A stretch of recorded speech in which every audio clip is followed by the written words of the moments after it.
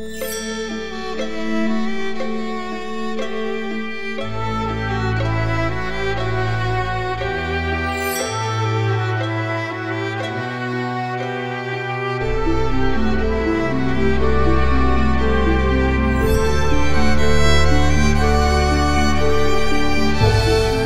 to the Ragwood Refactory. I'm Tim Talen. I've been restoring airplanes now for about 40 years.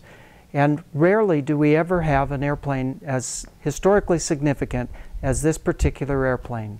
Now, this is a 1941 Interstate Cadet. And it was built in August of 1941 and sold immediately to a flying club over in Hawaii at John Rogers Airport. Now, this flying club was a very busy, active organization, and they had a number of instructors, one of which was a young lady by the name of Cornelia Fort. Now, Cornelia was only 22 years old at the time, and rare enough to be a pilot, much less a flight instructor. And when she came to Hawaii, she was immediately put to work with flight instructing. Now, unfortunately, there was also another event that was looming on the surface, and that was Pearl Harbor and the beginning of World War II. So on December 7th at 7:30 in the morning, when she was out early with as a flight instructor with her student, immediately off to her side, here comes a couple of airplanes coming right at her. And when she noticed that they were also shooting at her, she reacted quickly, took over the controls, and avoided a mid-air collision, got out of the way of the streaking Zeros, and quickly landed at John Rogers Airport and took cover.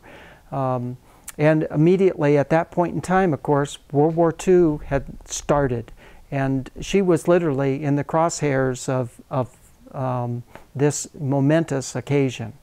Now, Cornelia was a civilian, and so with the war on, there was no opportunity for her to be flying over there because civilian flying obviously was curtailed. So she tried to get back to the United States. It took her literally 3 months before she was able to board a ship and get herself back to the United States. And at that point in time, she decided to drive back to her home in Nashville, Tennessee, and visit small airports and do a little bit of civilian flying that she could during this war time. Now, there's the airplane and there's the pilot, but there's also a little bit of a mystery about all of this, because her logbook shows an airplane by the N number of an Interstate Cadet 37345. But we know from historical facts and the registration of this aircraft that 37266 was the airplane that was actually in Hawaii. And so where does 345 come from? Well, in Los Angeles at that time, the California Air Guard was flying Interstate Cadets, and one of those airplanes was 37345. She more than likely flew that airplane, and that being the last Interstate Cadet that she had flown, that was what she put into her logbook. Because you would certainly understand thoroughly that with the beginning of World War II, the last thing that you'd be worried about was filling out your logbook on December 7th. So Cornelia, when she got back, she joined the WASPs and was a women's auxiliary service pilot for a brief period of time, but unfortunately she died in an aircraft crash and was the first woman to die in the service of her country as a WASP. So a notable event, not only to be at the very start of World War II, but also to die in service of her country. Now, Cornelia's gone, but what about the little Interstate Cadet that she flew? And the Cadet was, after the war was over, was actually returned to service. They cleaned it up, fixed it up, got it ready to go, and the flying club again continued to fly this particular little Interstate Cadet. And so they flew it for a while, but it eventually got rather tired and needed a lot of work, and so the flying club sold the airplane. And it went through a couple of owners there in Hawaii, and then eventually got shipped back to the United States, where it was sold again to a couple of owners who thought that they would get it restored, but it lingered and never really got anywhere in the restoration process.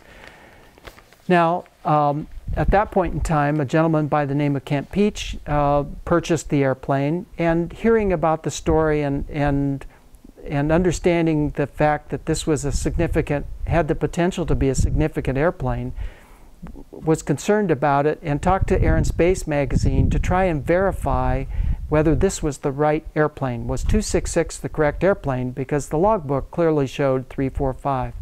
Well, it was a significant story and of great interest to the Air and Space people that perhaps this particular airplane was indeed the correct airplane, but there was still a little bit of a mystery. Now, on the 75th anniversary of Pearl Harbor, Air and Space magazine featured an article about the Interstate Cadet, and they did a very nice story about the Pearl Harbor mystery, which included all of these facts that I've just talked about. Was 266 the correct airplane, or was 345 the correct airplane? Well, we have conclusively determined that 345 was never in Hawaii. It was in Los Angeles on December 7th, 1941, and more than likely was the last Interstate Cadet that Cornelia flew, and therefore that's why it shows up in her logbook. Now, the airplane came to our shop in September of last year, and we did a complete restoration on the airplane. We went through the whole process in about 4 months, getting it ready for this 75th anniversary. And so it was a complete restoration, complete new fabric, new paint, new everything, and it was very detailed, authentic restoration. We've restored a number of these interstates, and we have learned through the years all of the items that make it an authentic restoration. So the end numbers, the markings, the decals, the stripe, the whole paint scheme, the interior, the instruments, the engine, propeller, everything, every detail of this airplane was brought back to look exactly like it would have looked when Cornelia was flying this airplane on December 7th, 1941. So the airplane's here now being detailed and getting ready for its next life at a museum, and we hope that you'll get the opportunity to see this airplane because here is an airplane that not only had a very famous lady pilot, Cornelia Fort, flying this airplane on December 7th, but it really initiated World War II, was probably the first airplane to get shot at, and interestingly enough, this particular airplane, 266, has survived all these years to be restored, and with that, we hope that you will be able to get to see the Pearl.